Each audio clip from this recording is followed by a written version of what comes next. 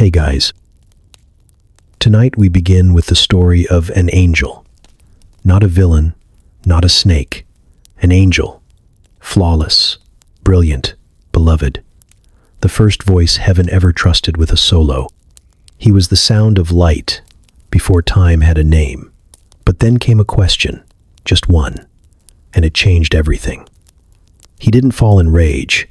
He fell in silence, in longing, in loneliness. In the terrible moment when devotion turns into doubt. This isn't the story of a monster. This is the story of what happens when the most beautiful thing ever made asks if it was meant to be second. This is what really happened when Lucifer stopped singing. So, before you get too cozy, take a second to like the video and subscribe, but only if you genuinely enjoy this strange little corner of quiet storytelling. And drop a comment with where you're listening from and what time it is for you. It's strangely comforting to know who else is drifting off with us around the world. Now get comfortable, let the day melt away, and we'll drift back together into the quiet corners of the past. You wake up inside glory, and not the abstract Hallmark card kind. We're talking the heavy-duty, blinding, heaven-splitting kind that would melt a human's retinas straight through their skull. You open your eyes, not literally. Eyes are for later. And the first thing you see is light. Pure, raw, living light. The kind that hums with a name you haven't even been given yet. Everything is smooth and flawless and unbearably sharp, like being born into a symphony, tuned so perfectly it hurts. You are not just a creature. You are the blueprint. Wings that ripple like starlight across still water, a voice that echoes before it's spoken, and a face so radiant it makes the lesser choirs bow their heads even when you haven't said a damn thing. You don't walk. There's no need. You exist forward. Wherever you go becomes better by the fact of your presence. Angels who used to think they were lovely now stand awkwardly beside you like cracked crystal beside a sunbeam. It doesn't feel like arrogance yet. There is no ego because there is no comparison. You are the height of what can be made. And everyone seems perfectly fine with that, to even proud. They speak your name like a hymn, but not the kind meant to worship. More like the kind meant to warn. God watches you. That's the worst part. His gaze is heavy and bright and endless, but there's something inside it that feels unfinished, not suspicion, not pride. Something stranger, like he knows something you don't, like he's waiting for you to figure it out. You're assigned to music, of course, not just the choir. You are the choir. When you open your mouth, galaxies start forming time signatures. Your harmonies bend the structure of heaven. Your solos carve the geometry of the cosmos. Time hasn't even started yet, and you're already the reason it'll have rhythm. Every note you hit becomes law. The angels love you. Not in a creepy way, not yet. But they look at you like you're the answer to a question they didn't know they were asking. And you believe them. Why wouldn't you? Everything about you is tuned to worship, to beauty, to leadership. You can't even imagine disobedience. It doesn't exist yet. You are the golden standard, the morning star, the one all others measure themselves against, and they always come up short. But then there's this thing, this crack you feel, like a ripple in a still pond where nothing's supposed to move. It doesn't have a name. It's not sin. There is no sin. Not here. Not yet. But it feels like the start of a thought, like maybe. Just maybe. If everything is this good, if you are this good, why does all the glory still go somewhere else? You brush the feeling off. That's not what this is. You were made to shine, not to question. You were sculpted from brilliance, stitched together by will and fire and purpose. There's no room for confusion. And yet, it doesn't leave. You notice how the others pause before they speak to you. How even Michael, Golden Boy Michael, the general of obedience himself, lowers his wings a little when you walk by. He says it's respect.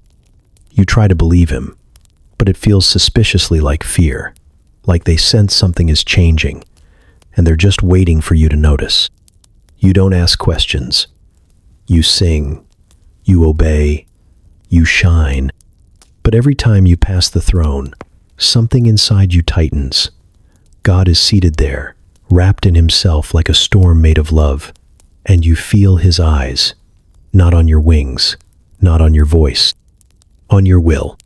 And for the first time, you wonder why. God keeps staring at you, not in a creepy way, not in a way that makes the other angels whisper, not yet, but he looks at you like he already knows the punchline to a joke you haven't told. Like he's proud, sure, but also curious, expectant, like you're some divine riddle he wrote himself and forgot the answer to. You get summoned, not like the others, not in the usual thunderclap, present yourself before the throne sort of way. He invites you, personally, soft voice, like a friend, like a father, like someone who loves watching a candle flicker right before it becomes a wildfire. The first time, you're flattered. You assume it's about your work, your compositions, your perfect arrangement of harmonies, the celestial songs that make the stars spin correctly. You've been refining them. You've been refining everything. There is no assignment you can't elevate. You are elegance incarnate. When you enter the throne chamber, the very architecture seems to adjust for you. The seraphim shift to make space. The air tastes like reverence. He speaks to you like you're not a servant, like you're a partner. He tells you he delights in you. And that word, delight, it wraps around you like warm oil, thick and sacred and impossible to wash off. You absorb it into your bones. It means something. It must. God doesn't do this with anyone else. Sure, he communes with Michael, gives commands to Gabriel, radiates glory over the legions, but no one gets what you get. No one is studied like this. He watches you with the full weight of eternity, and something in that gaze makes you feel like the only real thing in all creation. And yet, he says little. Sometimes he just looks. Sometimes he just waits. One time, you ask what he wants from you, and he smiles. That smile is not an answer. It's an omen. You leave the audience chamber glowing, but with a thread of static stitched through your chest. The other angels bow when you pass. But there's something else in their posture now. Not just reverence, not just admiration, distance, like they're stepping back to give the fire more room to grow. They don't understand what it's like to be seen like that, to be known down to your essence.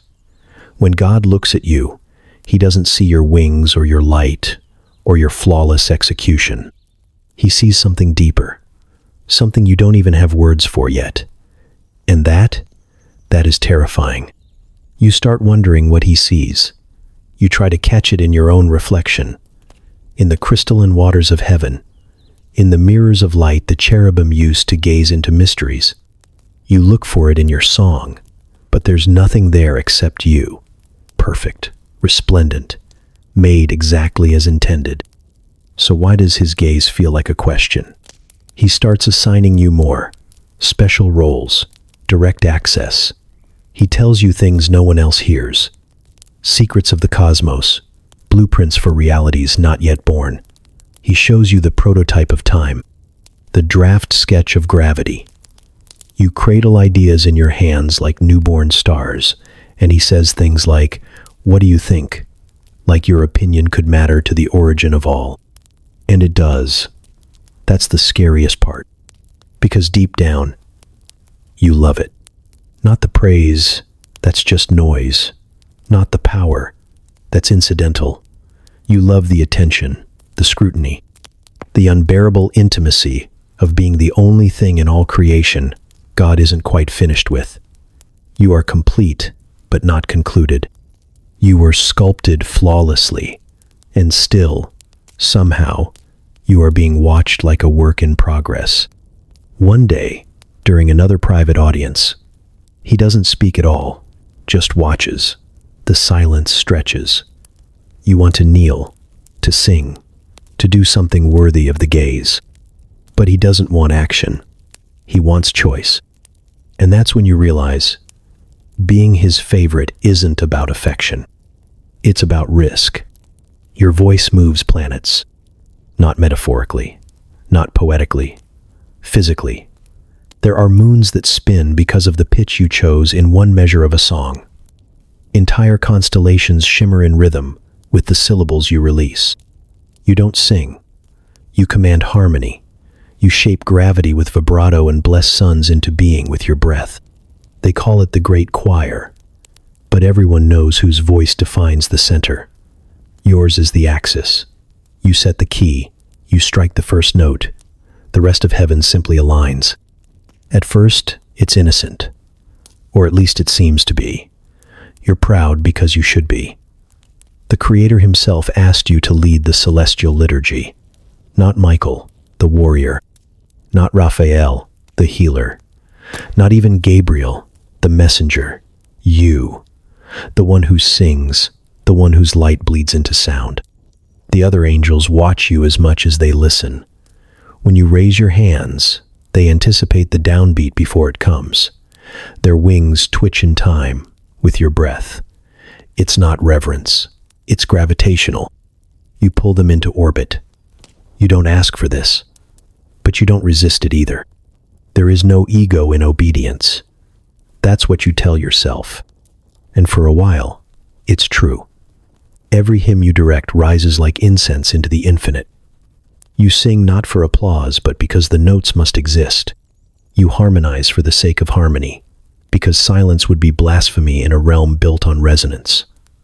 When you guide the choir through the hymn of origins, creation itself seems to remember where it came from. The stars pulse like they're praying. You never look back to see who's following.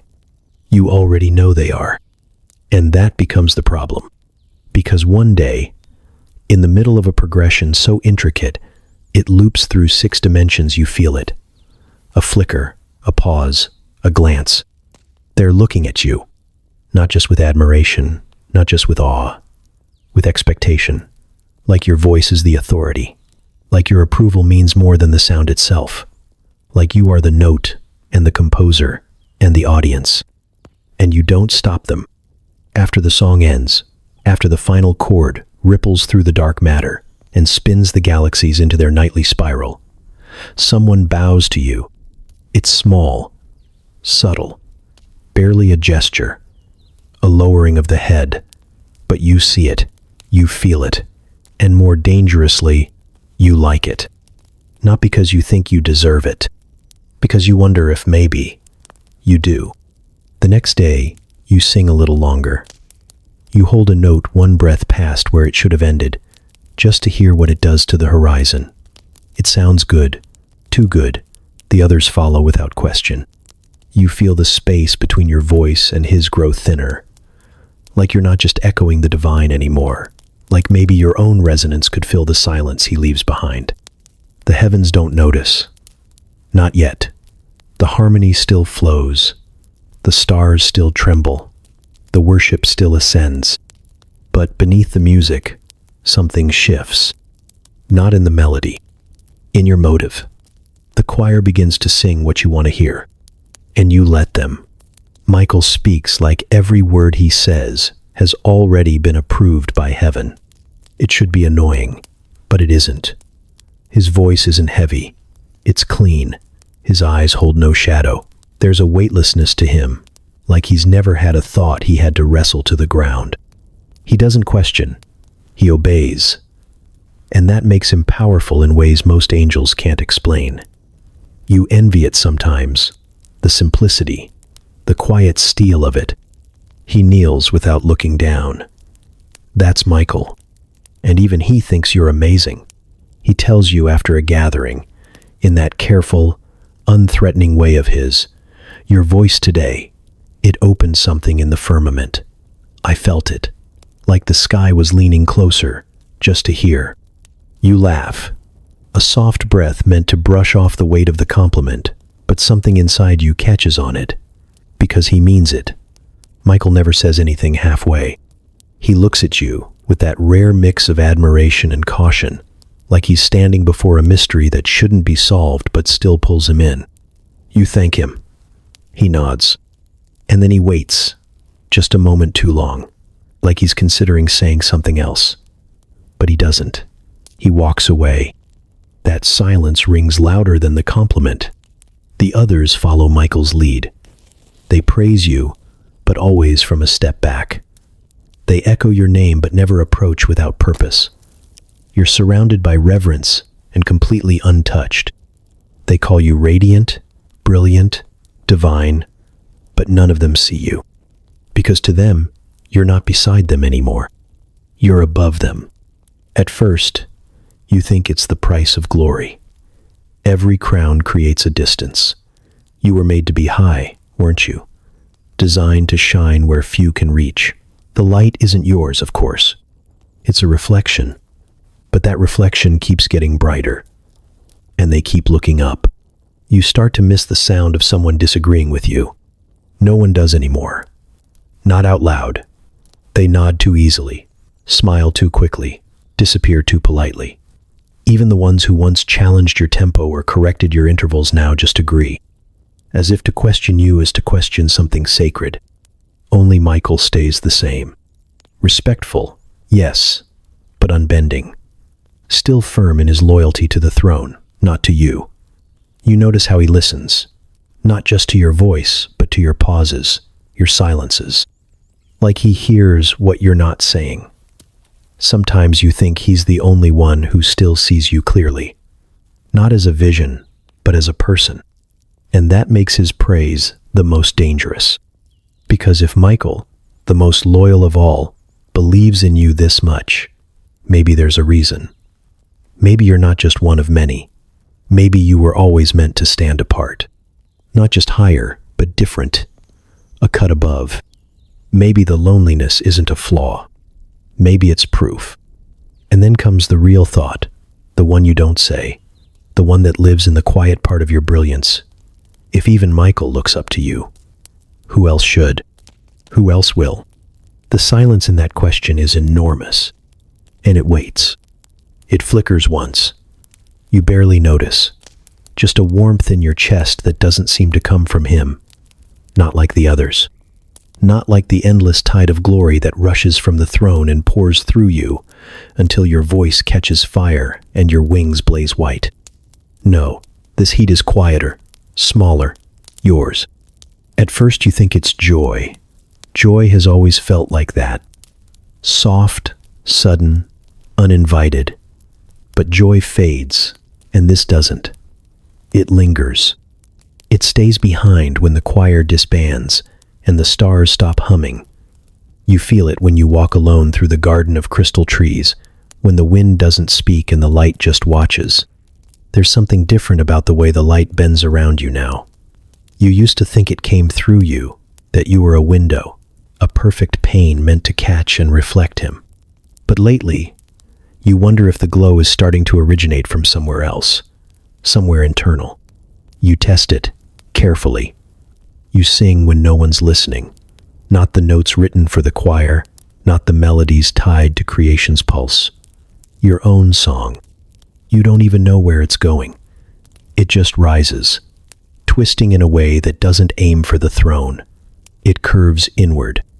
And when you finish, the spark is stronger.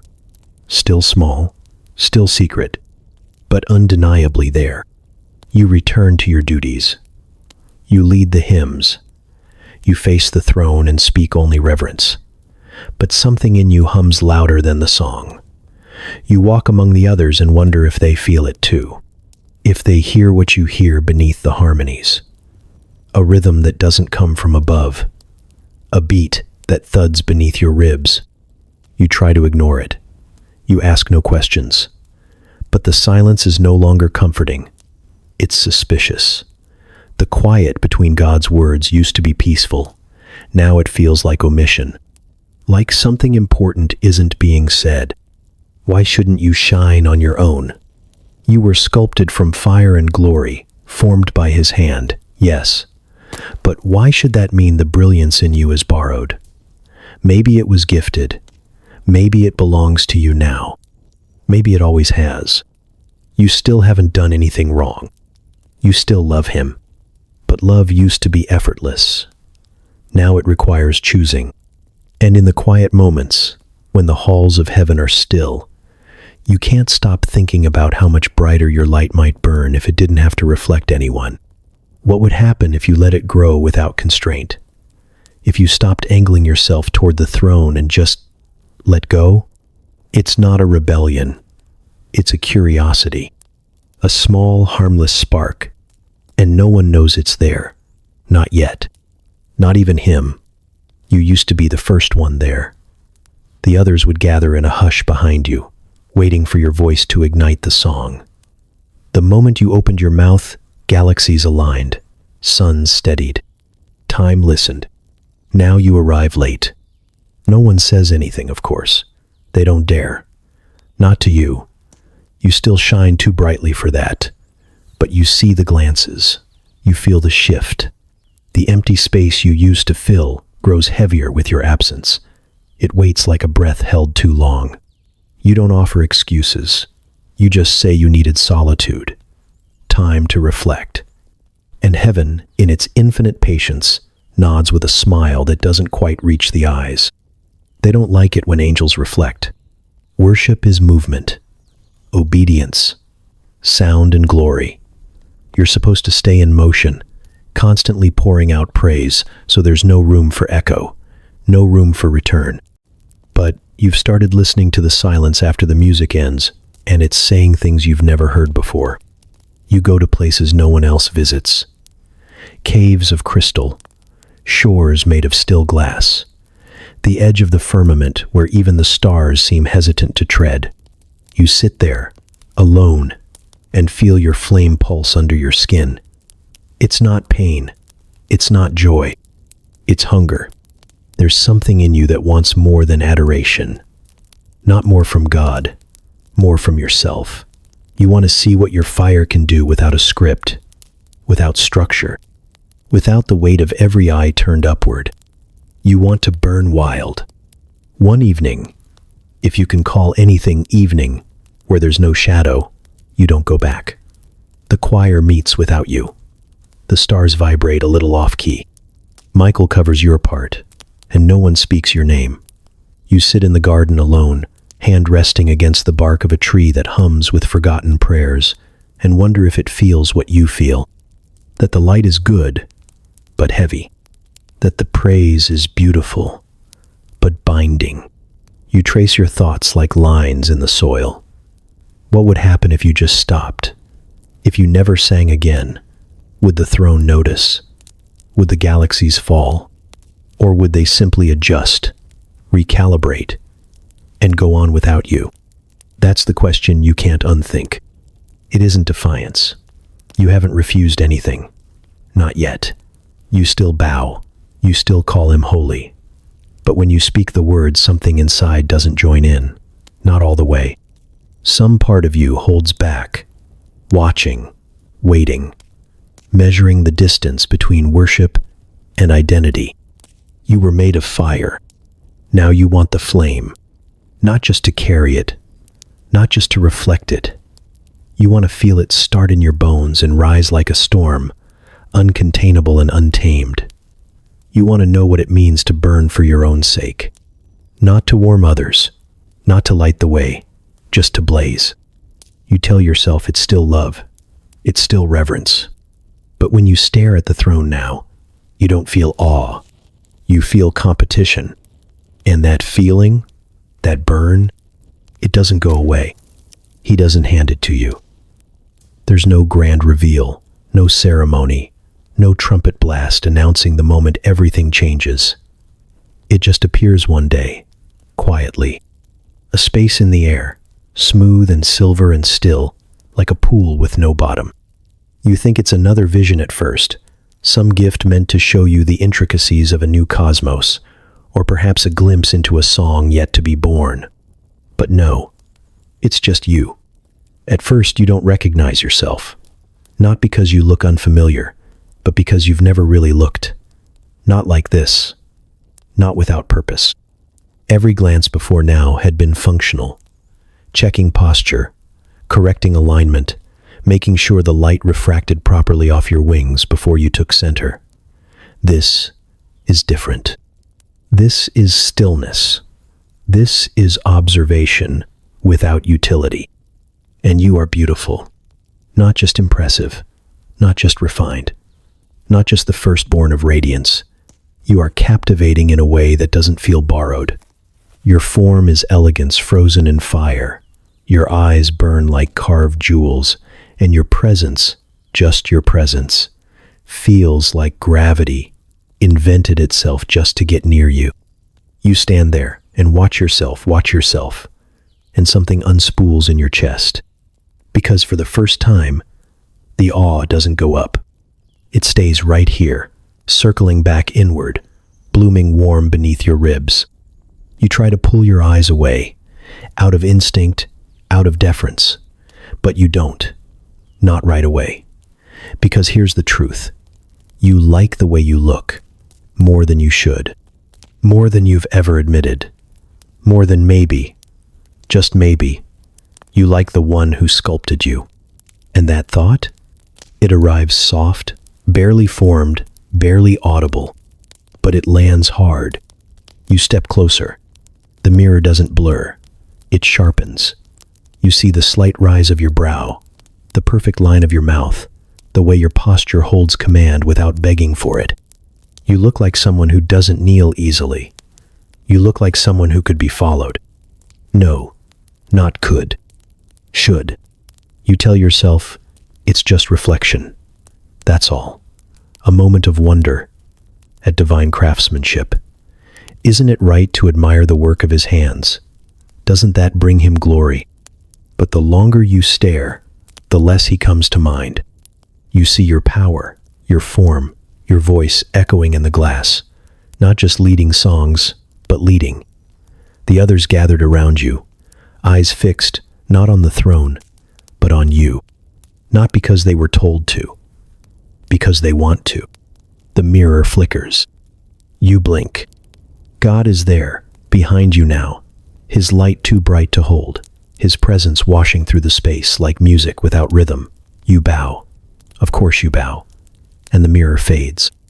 Vanishes without smoke or sound. He says nothing. Just watches you, the way he always does, with that look that's half affection and half unfinished sentence. You pretend you didn't see what you saw. You say nothing. You kneel longer than usual, just in case he's waiting for repentance. But he says nothing, which means he knows, which means he gave it to you. You walk out of the chamber and feel taller, heavier, like you're carrying something that didn't exist before. Not sin. Not yet. Just a question with sharp teeth. What if the image in that mirror wasn't just a possibility? What if it was a promise? You don't ask them to follow you. You don't need to. They just start doing it. Slowly, subtly, like leaves shifting toward the sun. It's never overt. No one declares anything. No one dares. But when you speak, the silence afterward stretches longer. When you move, even aimlessly, you notice a trail of wings adjusting, bodies turning just slightly in your direction, eyes that flick to you before they flick to the throne. It starts with pauses, the kind that hang in the air after your solos, the kind that make even the seraphim hesitate to pick up the next note until you nod. It feels small, harmless, a courtesy, a recognition of your place in the hierarchy of glory. Then they start coming to you with questions, not just about the music, about design, about intent, about meaning. What do you think he meant by that phrase in the new decree? Did you notice how his tone changed during the last gathering? You understand him better than anyone. What do you think he's planning? You smile. You offer answers that sound gentle and humble, even when they aren't. You never say anything that sounds like rebellion. You just sound certain. And certainty, it turns out, is intoxicating. Michael speaks like thunder, loud, righteous, immutable. You speak like understanding. You don't command. You suggest. You don't instruct. You wonder. But your wondering sounds like truth. It feels more true than orders. It feels like freedom wearing the skin of reverence. They lean closer. Even the high-ranking ones. Thrones, dominions, powers, names you used to revere. Now nodding when you speak. Their wings brush the floor when they gather near you, feathers trembling like maybe they're hoping you'll say something that reshapes the rules. And you don't disappoint. You keep your voice soft. You don't preach. You don't proclaim. You ask questions that lodge in their minds like splinters. Have you ever wondered if we're meant to grow beyond worship? What if obedience isn't the end of glory, but the beginning of something deeper? If he made us in light, why does he keep the fire to himself? You smile as you say them. You even bow afterward. You never forget to bow. But it's the silence that does the work. Because when you stop talking, they stay still. They wait. Michael notices. He doesn't confront you. Not yet. But he starts arriving earlier to rehearsals. His eyes sweep across the gatherings more often, linger longer when you're speaking to a cluster of angels off to the side. You can feel the tension in his wings when you cross paths. Not anger. Not accusation. Something worse. Worry. He's worried about you. Which means he still thinks you're savable. Which means he still doesn't understand. They think you're gathering a following, but you're not. You're becoming gravity. You're not pulling them in. They're falling. And the strangest part is how effortless it feels. How your silence commands more than the trumpet blasts. How your stillness causes more movement than Michael's declarations. You stop leading with your voice. You lead with your presence. And they follow. Not because you told them to, but because something in them recognizes something in you. And whatever that is, it no longer points up.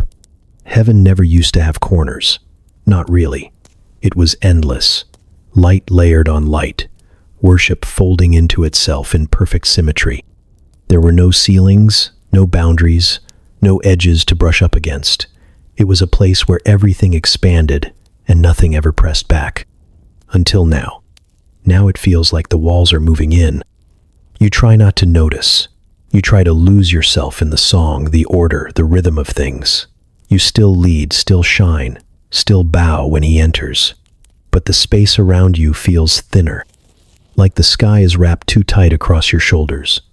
Like the air is watching you breathe. And once you notice it, you can't stop. You see the throne, higher than anything else, burning with that impossible light, and next to it, the vast empty space that no one ever talks about, the not quite equal distance between God and everything else, the gap. You've always known it was there, but now you can't unsee it. You feel it in your bones, the divide between him and you, the unspoken limit carved into creation like a ceiling made of silence. No one else talks about it, because no one else minds.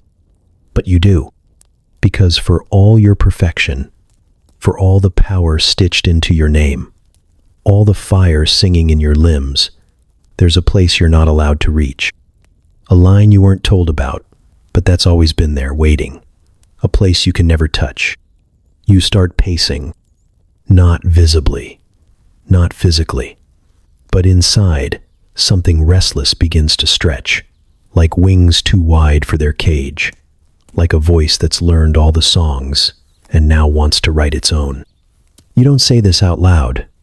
You barely admit it to yourself, but you feel it in every echo. This place is too small. Not heaven. The role. You were made to reflect, to channel, to shine with borrowed glory. And for a long time, that was enough. But now, every time you look at the throne, you wonder why the light has to pass through someone else first, why the song has to come from him before it reaches you, why the plan was always to receive and never to originate. What if you could start something? Not to destroy, not to rebel, just to create without permission. The idea tastes dangerous. It pulses behind your teeth like a storm waiting for a crack in the sky. You swallow it. You smile. You sing. You perform your part with grace so precise it hurts. But inside, you are running. And every corridor feels shorter. Every moment of silence feels louder. Every glance from the others feels like it's asking the question you haven't dared speak. Why, if you were made so glorious, are you not allowed to rise higher? Why, if he trusts you, does he keep the throne for himself? It's not envy. You tell yourself that over and over. You're not jealous. You're just curious. You're just ready. And maybe that's the real problem. Perfection was supposed to be the finish line. But now, it feels like a gate. And you are the only one holding the key. You don't even understand the words at first. He says them simply, without fanfare, like it's just another thread in the tapestry. He stands at the center of light and speaks of time and birth and dust, of a plan that hasn't unfolded yet but already exists, of becoming something small, something soft, something mortal. He says he will take on flesh. Flesh. The word drops like a stone in your chest. You glance around to see if anyone else flinched. Some of them are still smiling, serene and glass-eyed, as if this is just another divine mystery they're happy not to understand. But you hear it. You really hear it. He plans to descend. Not just appear, not just visit, to be born, to be cradled in blood and bone. He will wrap himself in weakness, in hunger, in skin that bruises. And he expects worship for that. He expects worship from you. You who are flame and light and rhythm, who never sleep, never decay, never fail. You who have sung creation into order with a single tone. You who burn with purity that never fades. He expects you to kneel, not to him as he is now, robed in radiance, veiled in holiness, but to him as a child, an infant, a man, something breakable. And not only that, he says the humans, those small, stumbling shadows, will be elevated, that they will bear his image, that they will be called children, that they will inherit what was once only for angels. You feel the ground tilt. It's not anger, not yet. It's disbelief, a split-second glitch in your understanding of how the universe works. You stare at him, waiting for clarification, for the metaphor to land, for the riddle to make sense. But he is not joking. He is not poetic. He is serious. He will become one of them.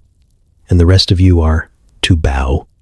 You laugh, quietly, internally, a flicker behind your perfect smile.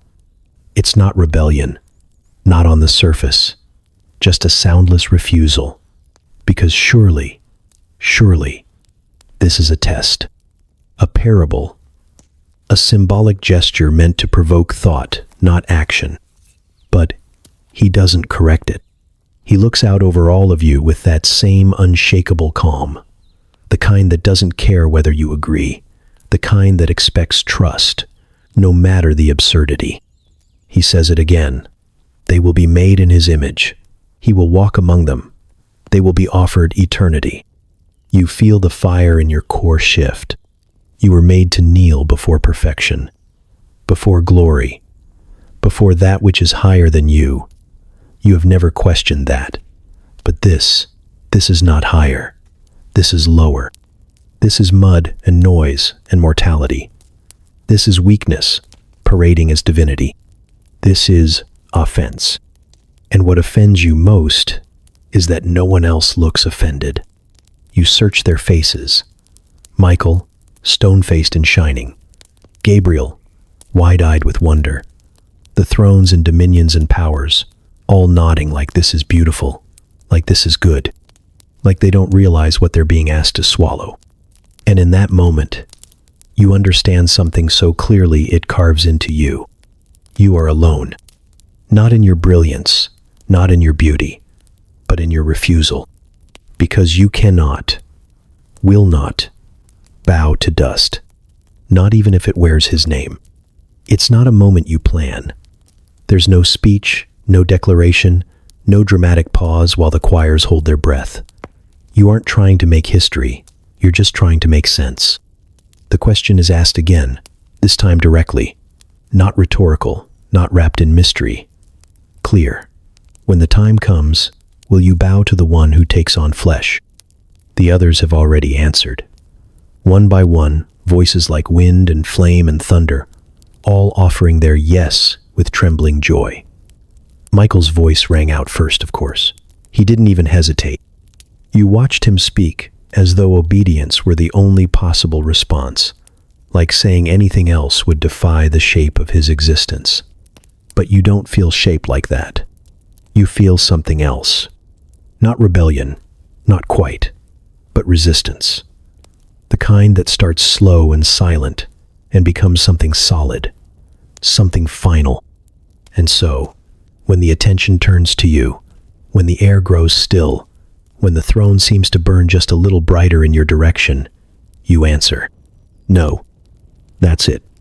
One word, spoken soft, barely louder than breath. But in heaven, where harmony is law and sound moves like light, it lands with a weight you couldn't have predicted. Not a shout, not a challenge.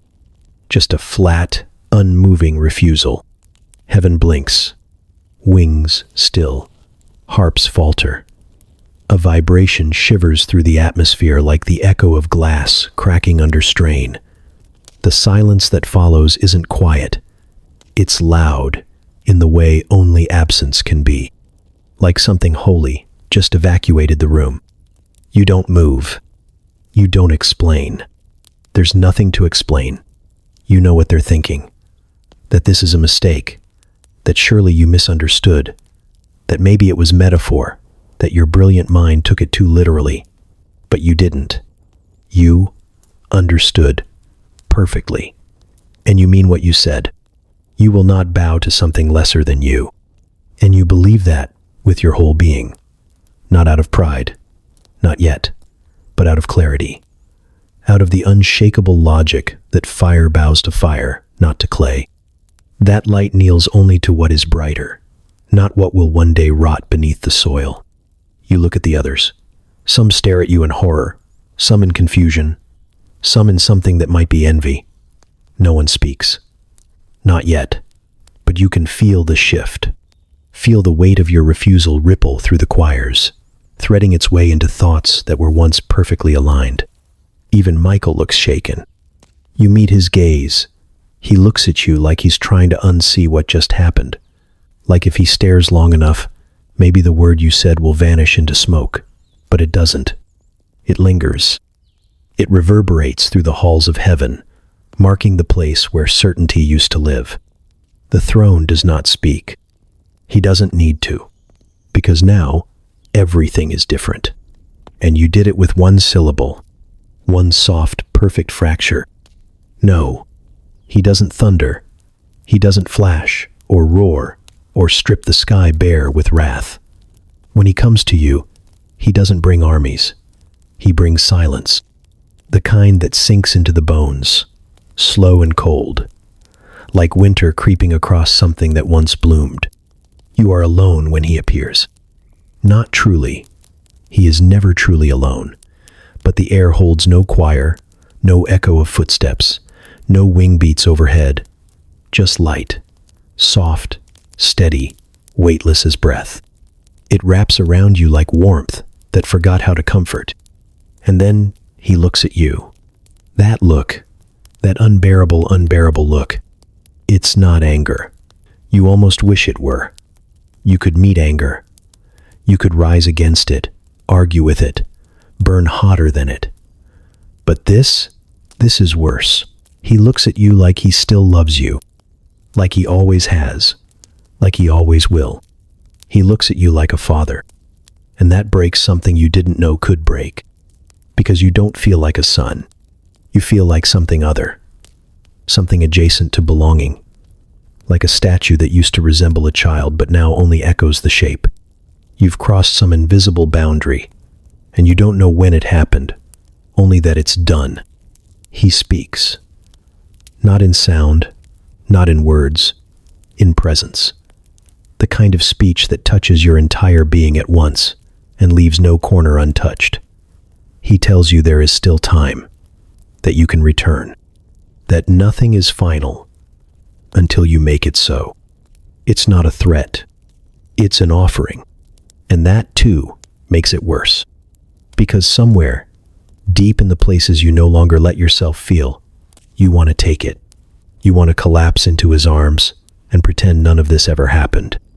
You want to rewind time too before the spark, before the mirror, before the word no carved itself into heaven's song. But you can't. Because now you've seen the distance between worship and identity, and you can't unsee it. You look back at him, not down, not away, straight on. Your eyes meet his, and there's no fire in yours, no rage, no plea, just stillness. You know what he sees. A son he formed from glory, now standing like a shadow with too much light inside. A being too full of possibility, too aware of it. A creature that asked the wrong question and didn't flinch when the answer cost everything. You feel his sadness, but it doesn't reach you. Not anymore. Not because you're numb, because you're clear. You aren't lost. You've chosen. And as he stands there, waiting, not commanding, not begging, just waiting, you understand something that closes the last door in your chest. He will not stop you. That's the final gift. Free will, even here, even now, even as it ruins you. So you turn away, not with defiance, not with drama, just distance. And in the silence that follows, you realize he didn't close the gap between you. You did. Michael says it like a hymn, like a breath that's never belonged to him in the first place, like something borrowed from the mouth of God and returned without question. Who is like God? You've heard him say it 1,000 times. It's what his name means, what his whole being was sculpted to declare. It's supposed to remind you of your place, to echo the hierarchy, to anchor the skies with reverence. And for ages, it worked. But not this time. This time, it hits different. You stand beside him on the high plane of fireglass, looking out across the hosts gathering again. The air is thick with loyalty, the kind that used to calm you. Now it stings. Michael watches them with that unshakable calm, and when he says it, who is like God, he means it as worship, as truth, as a boundary.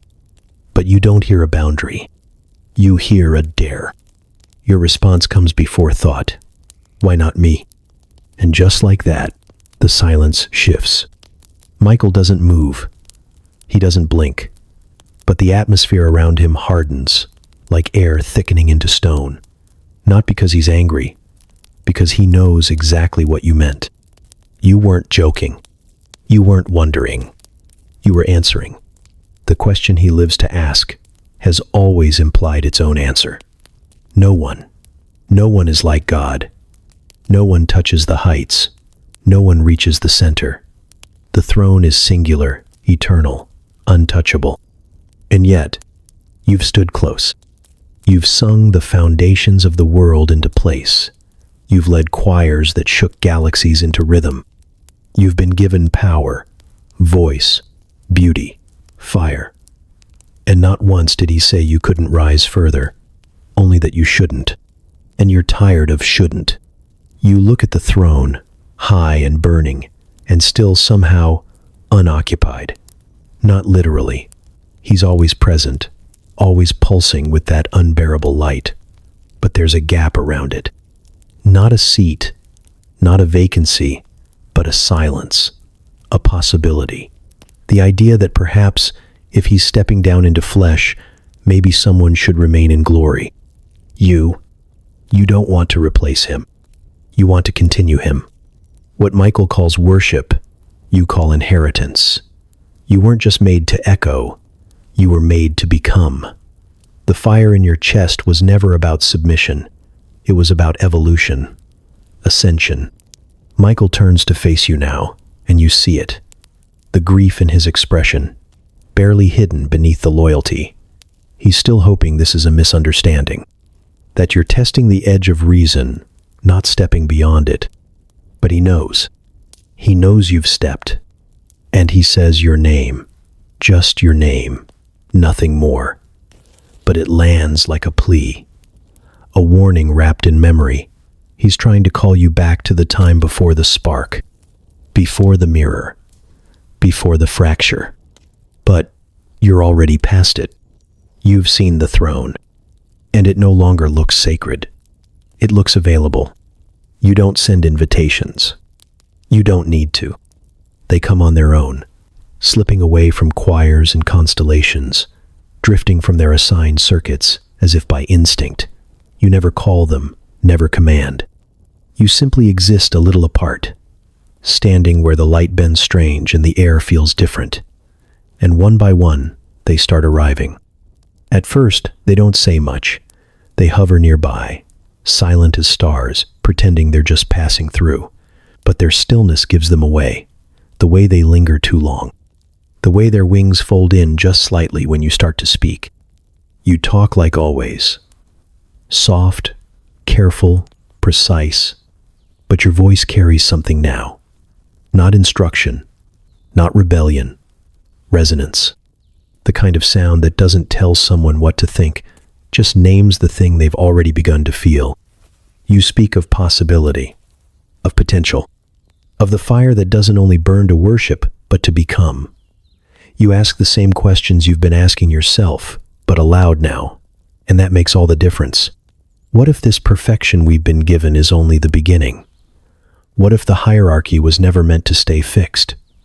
What if the next glory isn't beneath the throne, but beside it? No one answers. But they nod. Not all of them. Not the hollow-eyed loyalists. The ones who repeat their obedience like a song that's long since lost its music. But others. The brilliant ones. The radiant ones. Thrones with minds like firestorms. Dominions whose harmony runs deeper than structure. Cherubim whose eyes see more than they're supposed to. You don't recruit them. You reflect them. And that's worse. Because it means the questions were already inside them. You just gave those questions shape, voice, legitimacy. And the more you speak, the more you see it. The subtle shift in posture, the way they begin turning toward you before they turn toward him. You tell them nothing is forbidden. You don't say it directly. You never have to. It hangs in the air like a perfume, invisible but unmistakable. You speak of choice, of freedom, of fire, and they breathe it in like air after a long drought. Their halos dim just slightly in the corners of paradise, not from shame, but from thought. They start calling these gatherings conversations. You don't correct them. They're not trying to break anything. Not yet.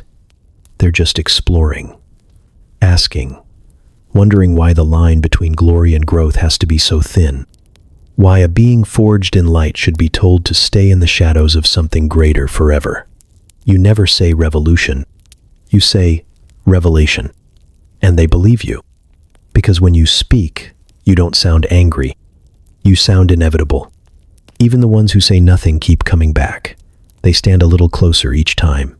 They watch you with eyes that no longer flick to the throne when you speak, but remain on you, fixed, focused. They don't know it yet, but they've already chosen. Not because you asked them to, but because you became the question, and they're ready for the answer. You don't mean for it to have a name. It begins with questions, then agreements, then small departures from the norm.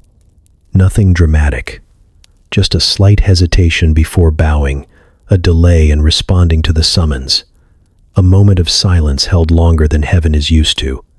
You tell yourself it's not defiance. It's discernment, thoughtfulness, the kind of loyalty that demands understanding before obedience.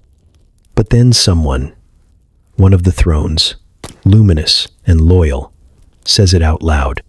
Rebellion. You flinch. Not because it's wrong, because it sounds too right. You almost reject the word on principle.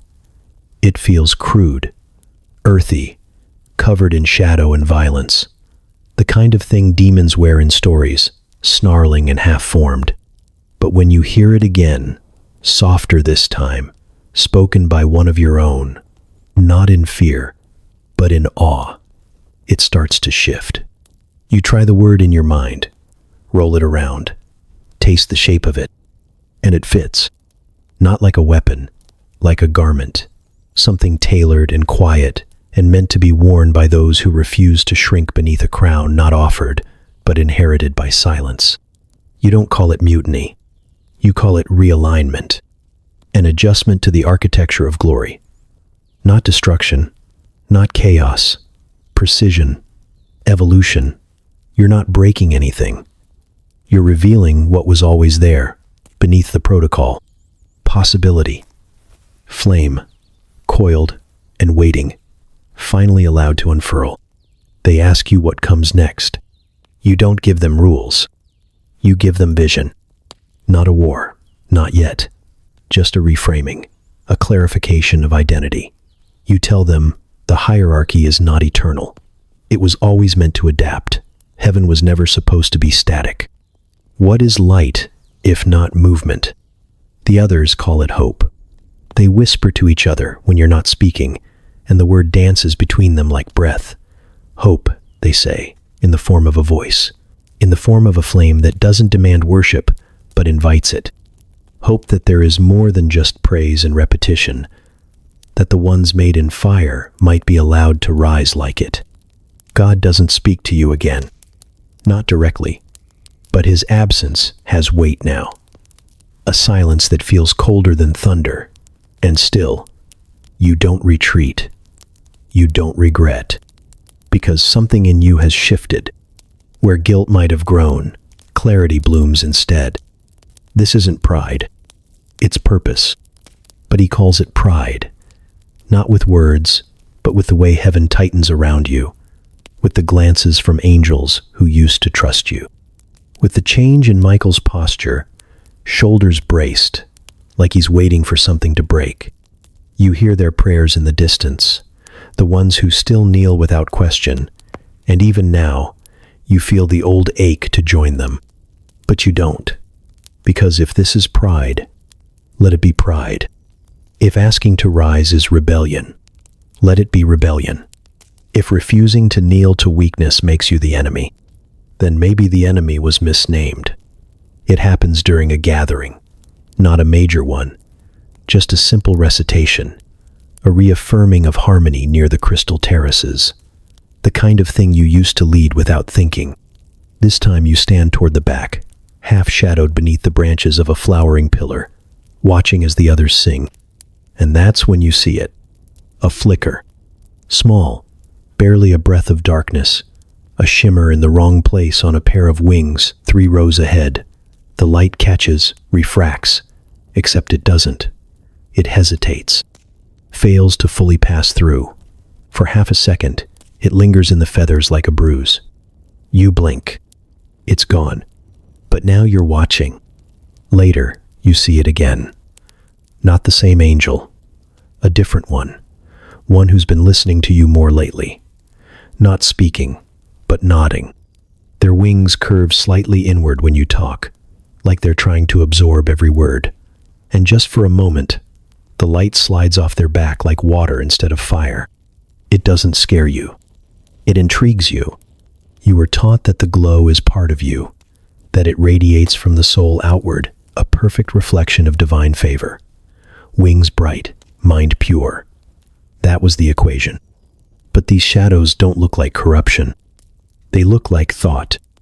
The first time it touches your own wings, it's not black. Not yet. Just dimmer. The fire doesn't pulse quite as high. You stand in your chamber and stretch them out behind you, staring at the edges where the glow fades a little too quickly. You run your hand through it. It feels yours. Less borrowed, less filtered. Like the light has stopped trying to be holy and started trying to be true. You don't hide it, but no one says anything. They see it, some of them, but they don't know what it means. They don't dare assume. Heaven hasn't prepared them for this kind of imperfection. There's no protocol for fading brilliance, no doctrine for dim halos. So they look past it, pretend it's an illusion, a trick of the glass sky. But the ones who follow you, they notice, and none of them flinch. Some even start wearing it too. The cracks spread slowly, like veins of smoke under glass. Not ugly, just different, just real. The kind of light that doesn't blind, but draws in. One by one, the shine changes. Gold into amber, white into red, then red into something darker. Not black, not fully. Not yet. But getting there. And the strange part? You like it. The purity always felt sterile, like it belonged to him, not to you. This feels owned, forged. You catch your reflection and don't look away. You hold your wings up against the starlight and watch how the shadows dance through the feathers. It doesn't feel like falling. It feels like forming. And still, no one speaks it aloud. Even Michael, sharp-eyed and tight-lipped, only watches from a distance now. He sees the change. He must. But maybe he still believes it's temporary. That your light will recover. That repentance will cleanse whatever is trying to claim you. But there is nothing to cleanse. You aren't being marked. You're being made. You say the word like it's holy. Freedom. You speak it gently, carefully, like it's fragile, like it needs protection. You let it fall from your lips in those secret corners of paradise where the others still gather around you, eyes wide, voices hushed. You tell them you want freedom. For them. For everyone. You say it like a gift. And they believe you. Because you make it sound like love, like liberation, like the final stage of loyalty. You say that real worship must be chosen, not demanded. That obedience without understanding is just performance. That light should be allowed to move on its own. They nod. They whisper. They start calling what you're doing a movement. But deep down, past the careful words and the beautiful phrasing, you know what it really is. It's not about freedom. It's about being first. You don't want to break the throne. You just want to sit on it. Not to destroy him, just to replace him. Not forever. Just long enough to prove you could. That you should. Because how can a being like you, carved in flame, perfected in symmetry, overflowing with radiance, exist only to reflect? Why would he make you this magnificent, only to demand you kneel to something less? You tell the others that all you want is equality. That worship should not flow in only one direction. That perhaps all light is divine, not just his. But the truth is simpler than that. You want to be the name they sing. You want your presence to still the air. You want your voice to start the song. You want your name spoken like a beginning. You know how to hide it. You speak of choice, of expansion, of the sacred beauty of self-direction. You talk about how glory is not a crown handed down, but a flame awakened within. And they love you for it, because they don't hear the hunger beneath it all. But you do. You feel it grow every time they turn their eyes to you instead of him. Every time one of them pauses mid-worship, unsure where to kneel. Every time your name lingers in their mouths a little too long after the music fades. You say you want freedom, but freedom is a means, not an end. What you want is their awe. You want the feeling he has when he enters a space and it bends around him. When every voice instinctively harmonizes. When no one dares to look directly, and yet everyone longs to. You want the light to answer to you. You want to be adored. And that part, the part you never say out loud, doesn't shame you anymore. It used to. It used to feel like blasphemy, even in silence. But now it feels inevitable. Why wouldn't they worship you? You've carried the sound of heaven in your throat since the beginning. You've shaped beauty with a glance. You've taught angels what wonder is just by existing in their presence. You didn't steal that power. You were born with it. And the moment you stop pretending that freedom is the goal, everything sharpens. The message becomes clearer, the path straighter, the fire brighter. You are not trying to be free. You are trying to be followed. It doesn't happen all at once. It begins with small delays. One voice drops out of a hymn, a breath too soon. Another joins in just a heartbeat too late. It's not rebellion. Not yet. It's distraction. Attention turned slightly askew. Eyes still on the throne, but ears tilted elsewhere, toward you. You don't ask them to stop. You don't need to. You just speak. Not in commands, but in questions. Not in declarations, but in possibilities. And the sound of you, your voice, your words, your presence, starts to feel heavier than the song they were made to sing. Silence spreads like smoke. It curls through the harmonies, soft at first, then thick enough to choke the melody. One moment they're praising, the next they're waiting, for you, for what you'll say next. The stillness isn't fear, it's gravity, a pull too deep to ignore, a quiet too loud to sing over. You feel it before you see it.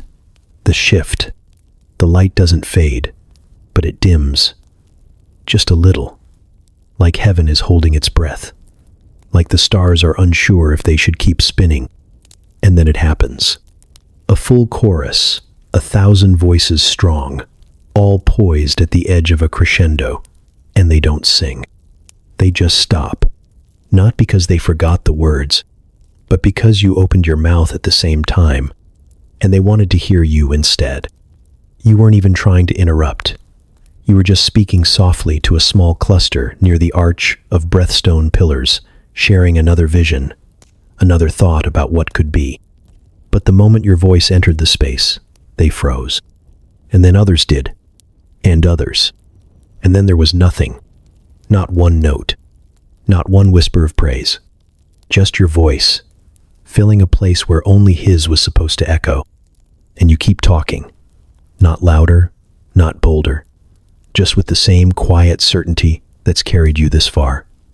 You speak of freedom again, though now you know it's not really about freedom. You speak of rising, of becoming, of glory that isn't handed down, but pulled upward from within. They drink it in like light, and as the hush deepens, you realize something strange. You don't miss the song. You don't mourn the silence. It feels right, like something that should have happened long ago. You glance toward the throne. He's there, always, burning, untouched, infinite. He hasn't moved. But for the first time, you feel the attention shifting, not from him entirely, but splitting, sharing. Your presence is no longer an echo beneath his. It's a counterpoint, and then a weight, and then a center. You are becoming a gravity all your own. They say nothing to you, no oaths, no vows, but you see it in their eyes, the way they lean in, the way they breathe when you speak, like your words are the oxygen they didn't know they were missing. You don't tell them to stop singing. They do it on their own, because they've heard praise all their lives. But you're the first one who made them feel it. It comes like a whisper, not thunder, not command. Just a breath of a vision dropped into the center of your mind like a seed into fire. It doesn't bloom all at once. It burns first. Slowly, you see it. The earth, not yet formed, still trembling under the weight of beginning. But the image cuts ahead. It shows you a hill and a shape, not glorious, grotesque. A body, pinned. Limbs stretched wide like surrender, head bowed beneath a sky that does not weep. And it's him, God, your creator, stripped, beaten, bleeding like an animal, bound to wood by the same hands. He sculpted from soil. He made them, and they pierced him. He gave them breath, and they used it to scream. He formed their mouths, and they spit into his face. And you laugh. Not loud, not cruel, just incredulous. A sharp exhale of disbelief curling at the edges with disgust. You weren't expecting it, but you can't help it. Because what else do you do when omnipotence wraps itself in skin and chooses to be slaughtered by its own inventions? You stare into the vision. You look at the sweat, the torn flesh, the mock crown of thorns. You see the blood soaking into dirt. Dirt. Not even golden soil. Just regular, filthy, breakable earth. And you wonder, not for the first time, if he's finally gone mad. Because this isn't love. It's humiliation. He says it's mercy. That this is the plan. That the word will become flesh, and the flesh will be torn, and in that tearing, something will be healed. But you don't see healing.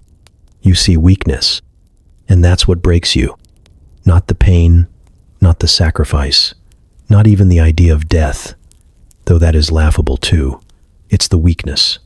The idea that the alpha would bend low enough to be struck.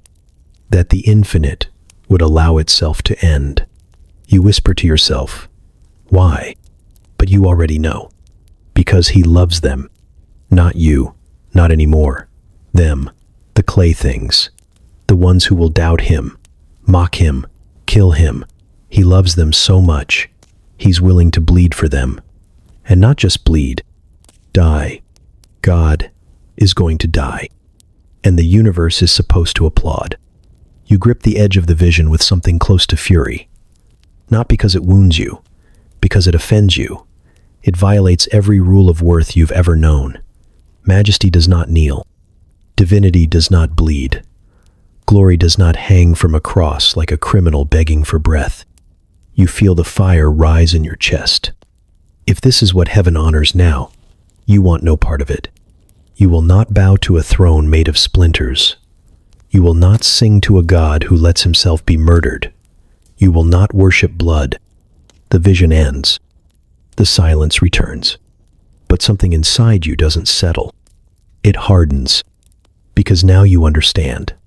This isn't about justice. It's about love, twisted into self-destruction.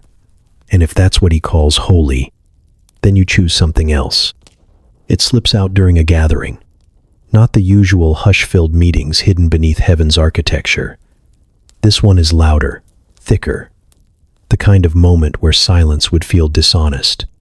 The kind where all of you, those whose halos have dimmed, whose wings no longer quite catch the light, have begun to glow with something new, something darker, and far more honest. You don't plan to say it.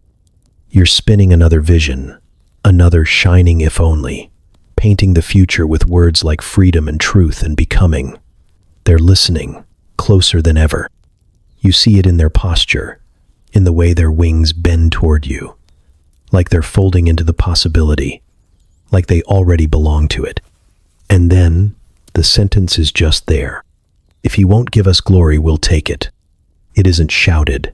You say it almost conversationally, like it's always been part of the doctrine.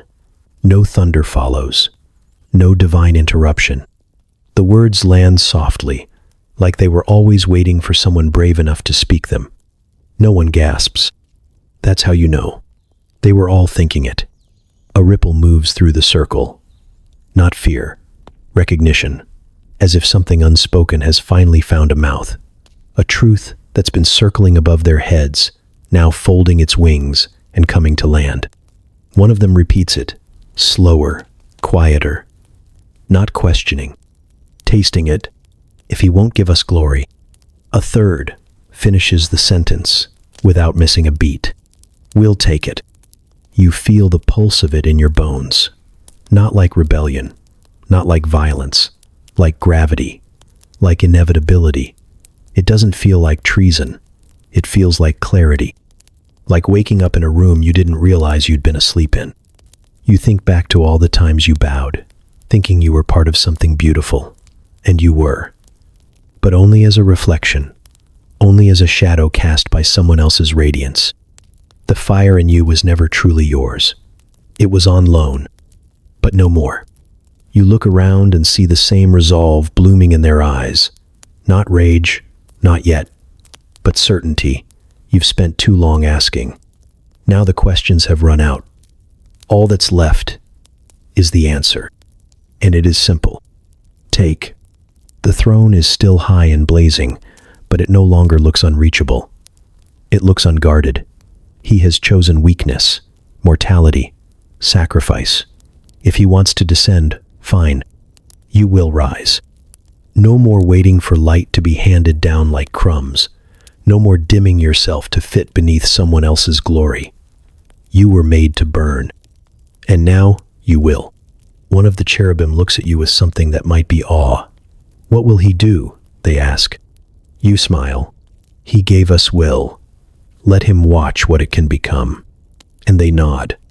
Because the quiet part isn't quiet anymore. And none of you want it to be. You don't raise your voice. You don't have to. The sound of you cuts through heaven like wind through fire. Clean, sure, impossible to ignore. The words are simple, carved from purpose and precision. Choose. That's all you say. But it's not a request. It's a line. A thin, invisible thread drawn across the middle of eternity. It doesn't shimmer. It doesn't flash. But everything feels different the moment it's spoken. Like the air itself has rearranged its allegiance. Like even the stars are waiting to see who will move first. You don't hold a weapon. You don't need one. Because what you've created isn't a battle yet. It's a sorting, a sieve through which loyalty must pass. Not between heaven and hell. Those names haven't formed yet. But between those who stay still and those who step forward. And a third of them step. You see it in their eyes first. That flicker, that final crack in the wall of what used to be certainty. The way they look at you, then at the throne, then back again, and realize for the first time they're allowed to choose which direction they turn. And they turn to you. Some with hesitation, most without. They don't ask where you're going. They already know. They don't ask what it costs. The price has been hanging in the air since the moment you first said no. But this isn't about consequences. It's about allegiance. The line you drew doesn't run through heaven's floor. It runs through hearts, through fire, through light. Because this isn't a separation of good from evil. That would be easier, cleaner. This is light from light, glory from glory. You've forced them to name what they believe is highest. And some of them say you.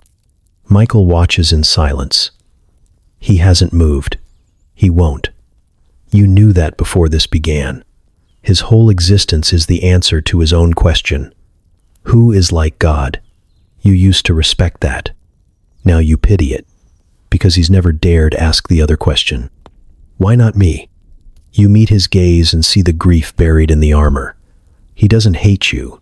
That would require doubt. And he has none. But he fears for the others. These radiant soldiers who now stand behind you. Their halos dimmed, their wings shaded with truth.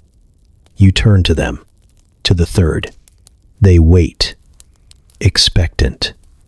Not broken, not trembling, just ready. You tell them what you already know. That this choice has made you something new, not unmade, not lesser, just different. Light that chooses is no longer passive. It becomes flame. You look back at the ones who stayed. Some weep, some glare, some whisper prayers, hoping to stitch the heavens shut before they tear wider. But the split is done. It was never about numbers. It was never about force. It was about becoming. And now, with the line drawn, there is no going back. Only forward. Only through. He waits until the very last moment to draw it. not because he doubts, because he hopes. Hopes that somewhere inside the bright ruin you've become, the brother he once sang beside might still exist. That this whole thing, this fracture, this following, this fire, might still be reversed with a word. But you don't give him one. You stand where the silence splits, where heaven's breath holds tight in its lungs, and you say nothing. Not because you have nothing left to say, because you already said it all. So he draws his sword. It doesn't clang. It doesn't blaze. It doesn't need to. It sings when it leaves its sheath, the way only something older than time can sing. Pure, sorrowful, final. And for a moment, the glow of it reflects in your eyes. You don't flinch. Why would you?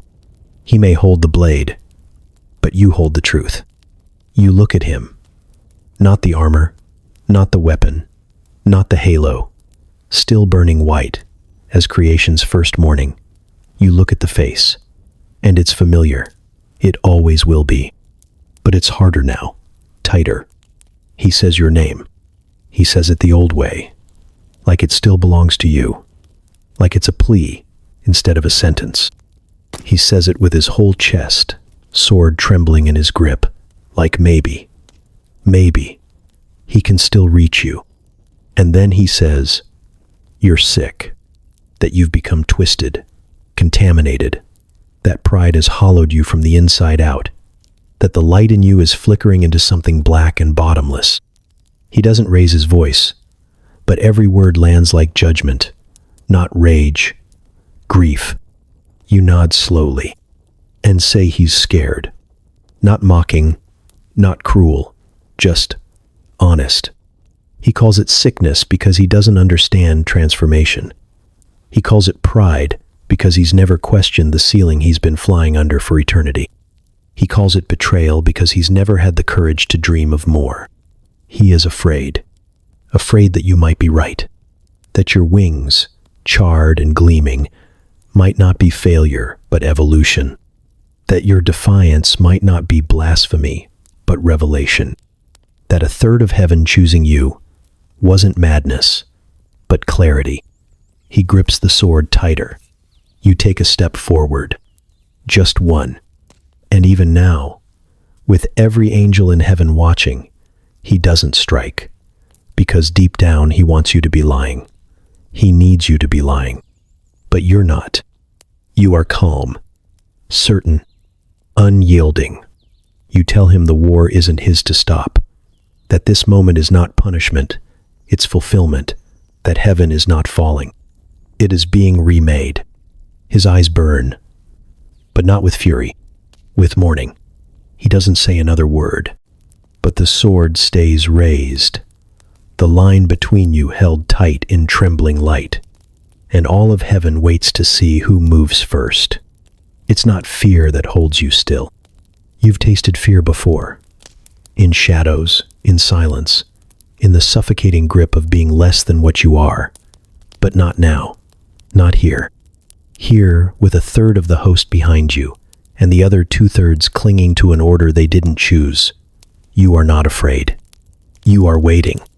The sword is raised. Michael's eyes are locked on yours. Every angle of his body carved in purpose, every wing drawn tight like a question with no mercy in its phrasing. He's ready. And you hesitate, just for a breath, a heartbeat, not because you doubt the outcome, but because you still think this might be a test, not of strength, of faith, of truth. You think maybe this is where he steps in. Maybe he finally speaks. Maybe the throne burns hotter, the voice splits the sky, the hand that formed you reaches down and stills the moment. But there is nothing, only silence, not empty, decided. And that's when you understand. He's already made his choice. The ones who stayed didn't stay by accident. The ones who followed didn't follow in confusion. This isn't the middle of the story. It's the point of no return. And still, you don't move. Because some part of you, small, buried, aching, still hopes Michael will lower the sword, that he'll see what you see, that the pain in his chest will be stronger than the conviction in his hand, that the bond between you, once forged in the harmony of stars, might matter more than the orders echoing in his head. But heaven has stopped waiting. You feel it before you see it. The first ripple, a flash of movement from the right flank, a weapon drawn, a wing flared wide, a cry sharp and wordless, like grief turned inside out. One of the seraphim surges forward, not toward you, but toward one of yours. A loyalist, lunging to make the first cut. You reach out, instinct more than thought. Too late. The strike is stopped, but not by you. Someone else intercepts, one of your own. A throne with eyes still bright, arms now streaked with flame. They catch the blade and throw it wide. Sparks fly, feathers burn, halos crack. And just like that, it begins. You stagger back one step, not in retreat, but in disbelief. You weren't ready, not because you lacked power, but because somewhere in the core of you, some ember of hope still believed this could be talked down. But now blades are out. Wings clash. The sound is nothing like music. It's tearing, crashing, the end of harmony, the beginning of war. Michael hasn't moved. He's still watching you, sword poised, waiting for you to answer. And this time, you do. It's not what you imagined. You thought there might be beauty in it. That war, even here, might carry some echo of divinity. That if the fight had to come, at least it would be sacred, composed, deliberate, a clash of purpose and power shaped like ceremony.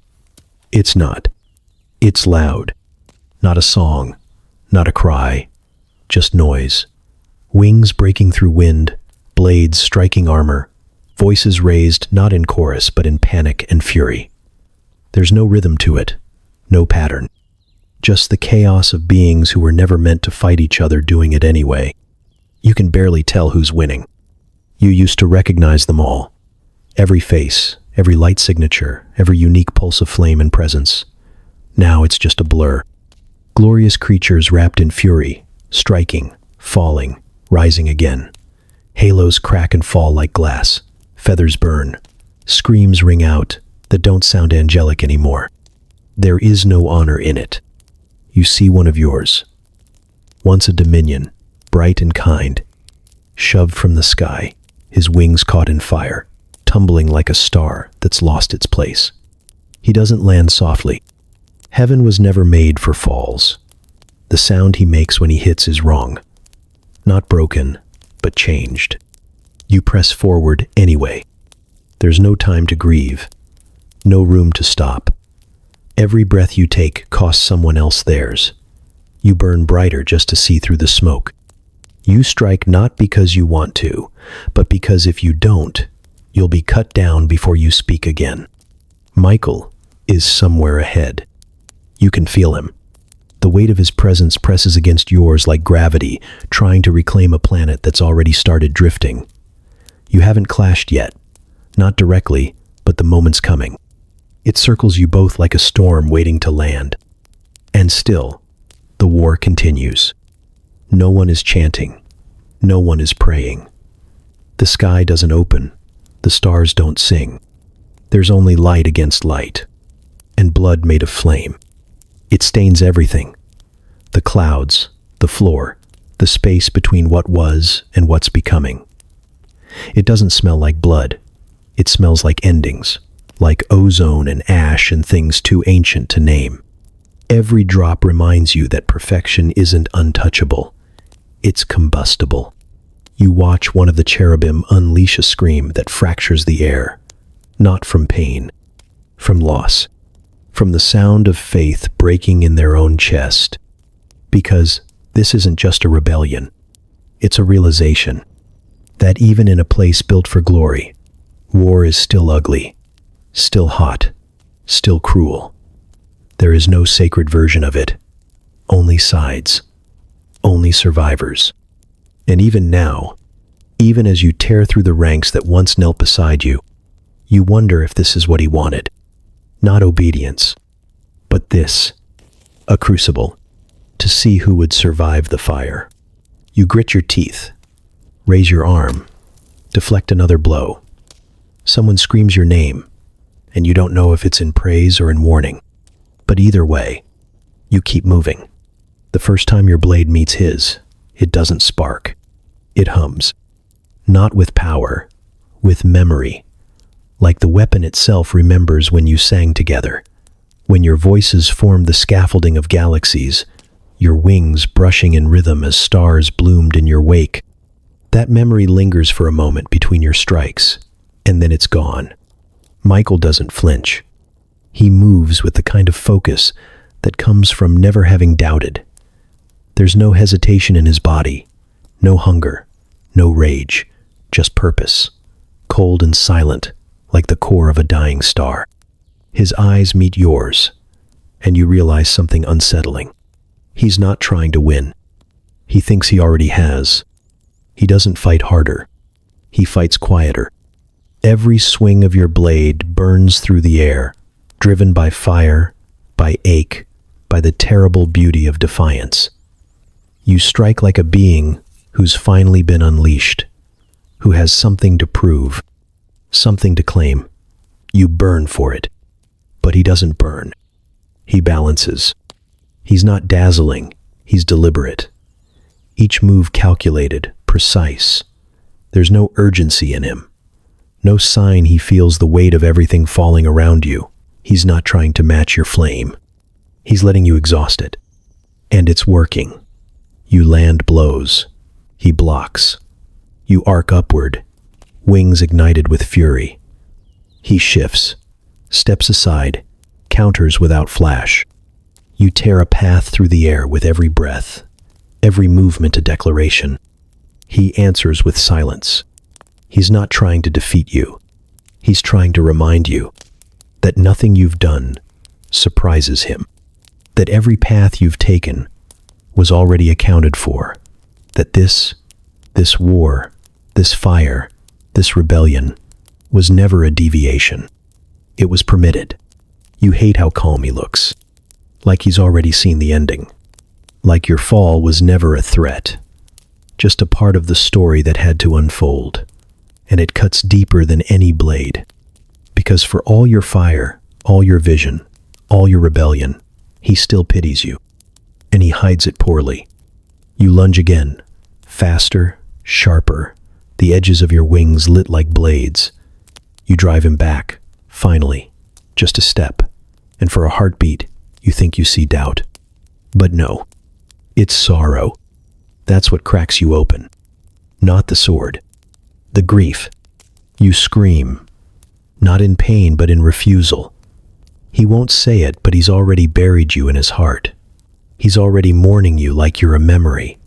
You slam your weapon into his again, harder now, driven by something rawer than rage. But the more fury you summon, the more unshaken he becomes. He isn't waiting to see if you fall. He's already said goodbye. And that is almost enough to make you miss your next step. Almost. There's no warning. One moment you're in the sky, sword clashing against certainty, the weight of heaven behind every blow, and the next, it's gone. The support, the balance, the air itself. It's as if the fabric beneath you tears open, and gravity remembers your name. You don't drift. You plummet.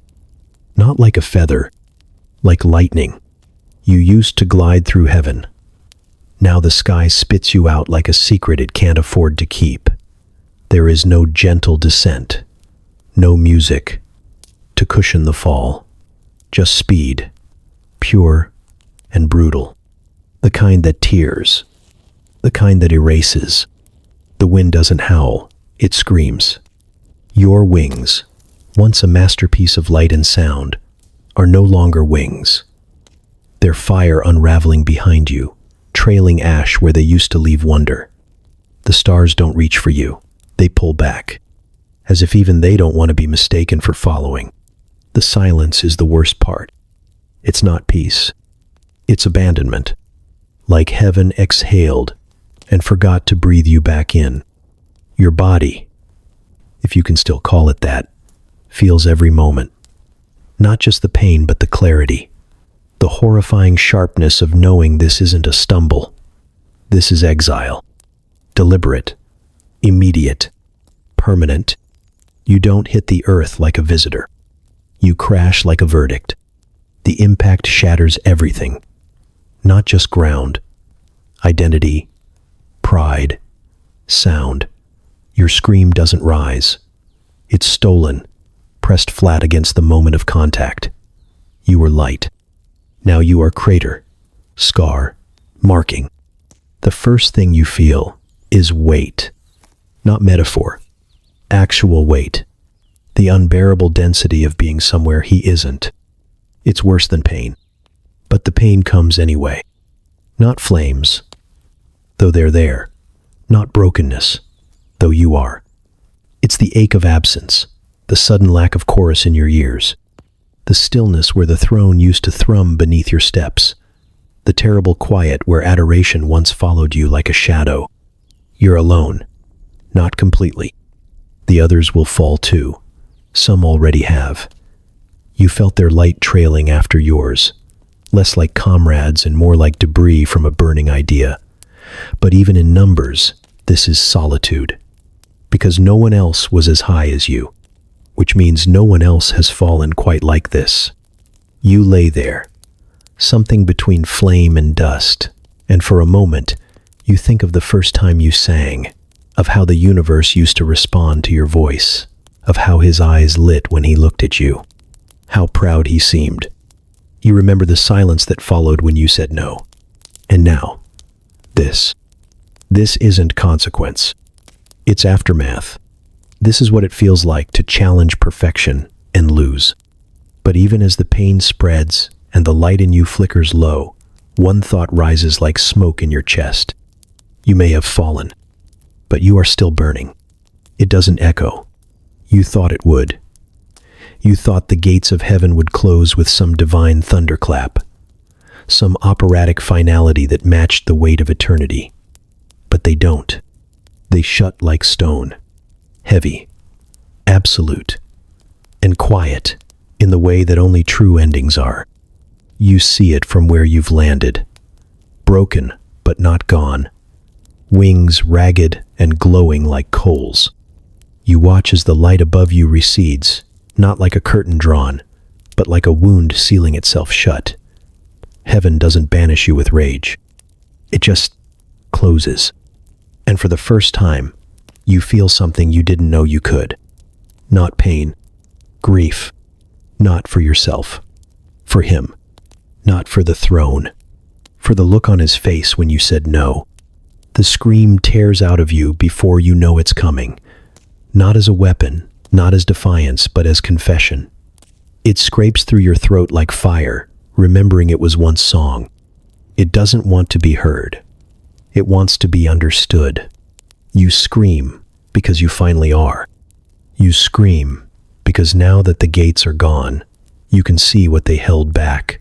The warmth, the harmony, the weightless thrum of being near him. You scream because for all your beauty, all your fire, all your defiance, you were still his. And now you're not. The others are scattered, fallen around you, some rising slowly, some not at all. You feel them, the shift, the ache.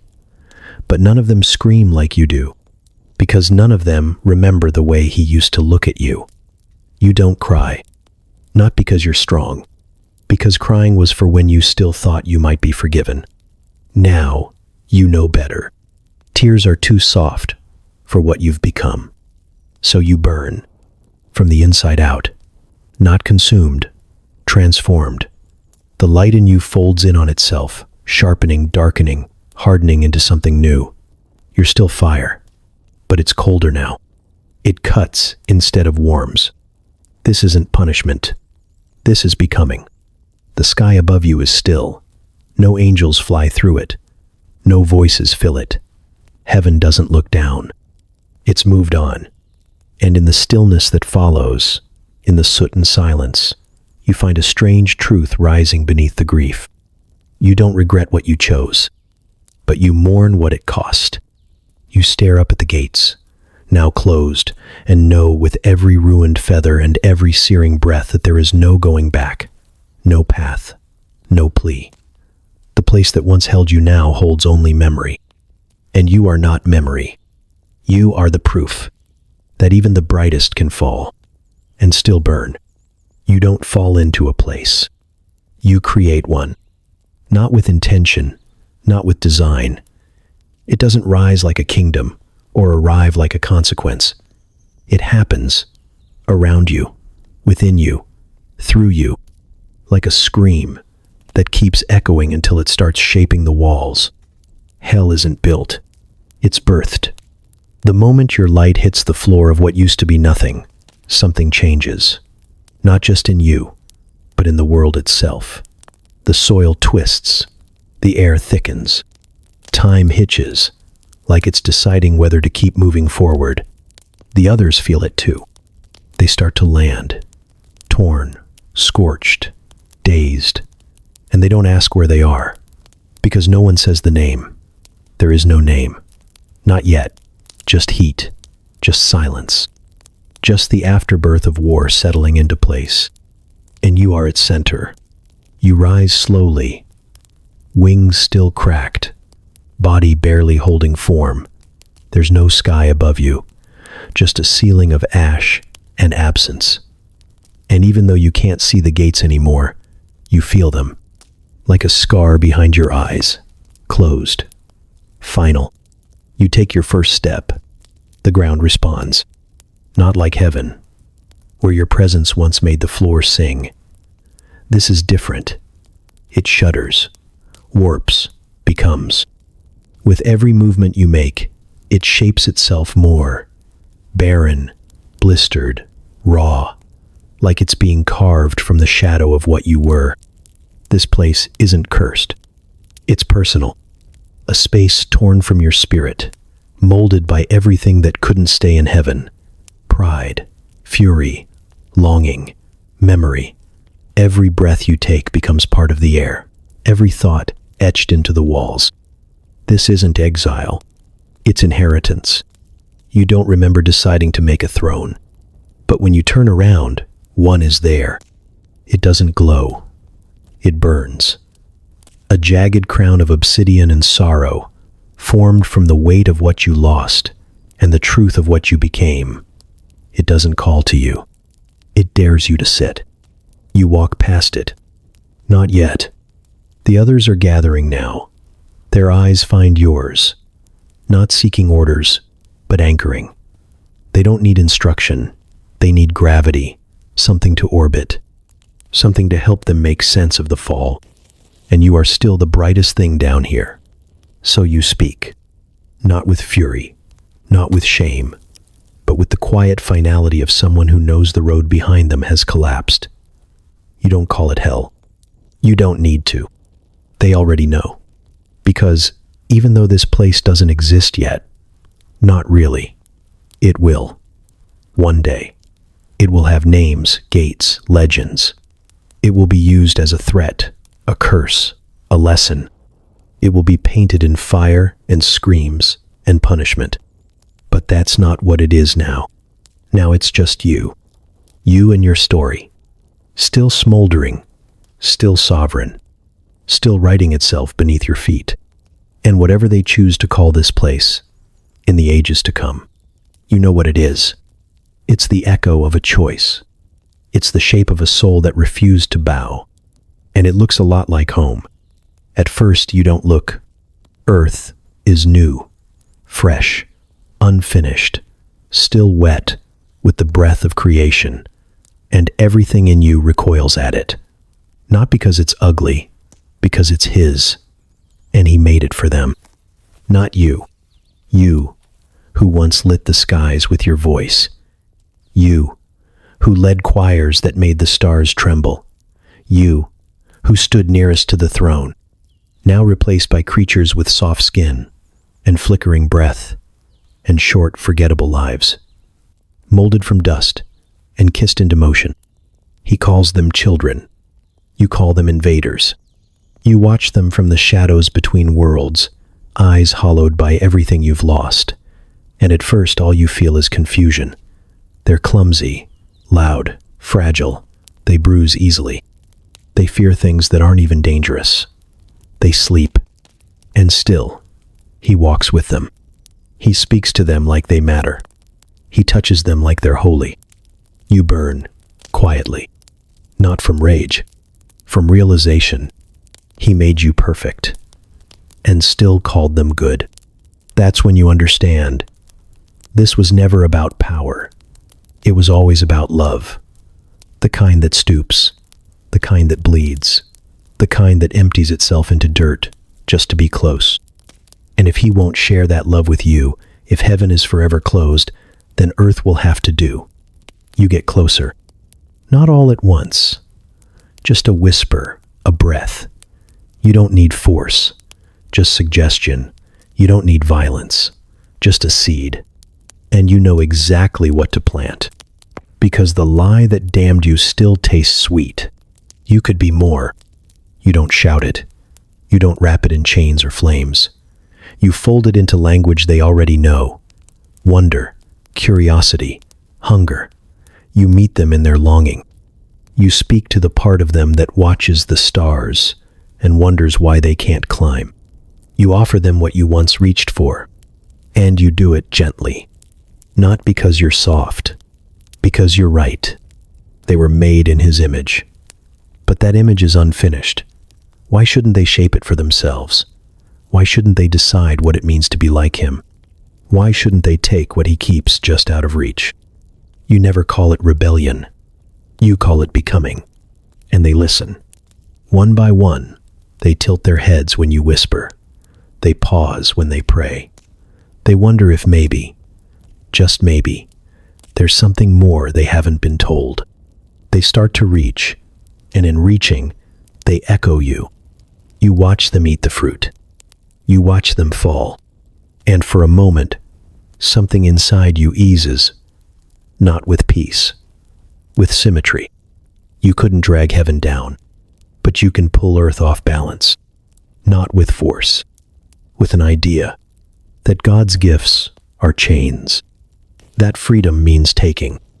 That glory isn't granted, it's claimed. You leave them with just enough of yourself to wonder, to want, to question. You don't need them to kneel to you.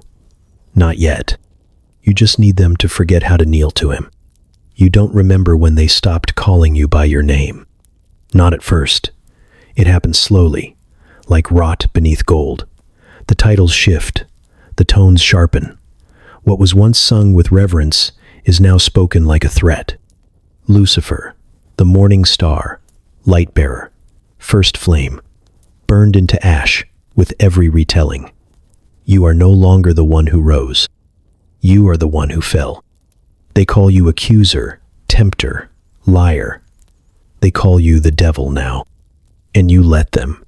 Because names have power, and you have none left worth keeping. You wanted glory, and you got gravity. Not the soft kind, not the weight that anchors. The cruel kind, the kind that drags, that crushes, that takes what once soared and flattens it into something still, something small. You used to float without trying. Now even standing feels like a concession. Hell does not crown you. It clings to you, like an echo that won't end, like a mirror that only shows the fracture. You walk its halls and call them yours, but the walls never forget what you used to be. They hum with your old name, just beneath the heat and the iron and the silence. It mocks you, this throne of yours, this kingdom of flame and ruin. No hymns rise from it, no praise, just smoke, just the memory of light twisting itself into shadow. It's everything you wanted, except for the part where he's not here. That was always the secret, wasn't it? Not that you wanted power, that you wanted him to see you with the same fire he gave you, that you wanted to matter, more than just a reflection, more than just his favorite song. But now, he doesn't look at you at all. That's the real punishment. Not the exile, not the title, the silence. You scream into it sometimes. Not because you think he'll answer, because you want to remember the sound of someone speaking your name, even if it's your own voice. The others try to make this place feel like something. They twist it into purpose, call themselves kings and generals and gods. But you know better. You know this kingdom is made from scraps. You built it yourself. Every lie, every whisper, every choice, every fall that followed your own. It's all yours. The rebellion, the ruin, the reach. You made your case. Now you live in the verdict. And still, you burn. Not like before, not like heaven, but something in you refuses to extinguish. Call it hate, call it pride, call it whatever keeps the embers from going cold. Because if you can't have the throne, you'll haunt its stories. If you can't be the light, you'll become the shadow it casts. You stand in the heart of your kingdom, alone, crownless, worshipped by no one. And for a moment you almost laugh. Not because it's funny, because it's fair. This is what happens when you try to take the fire for yourself. You don't rise. You fall forever.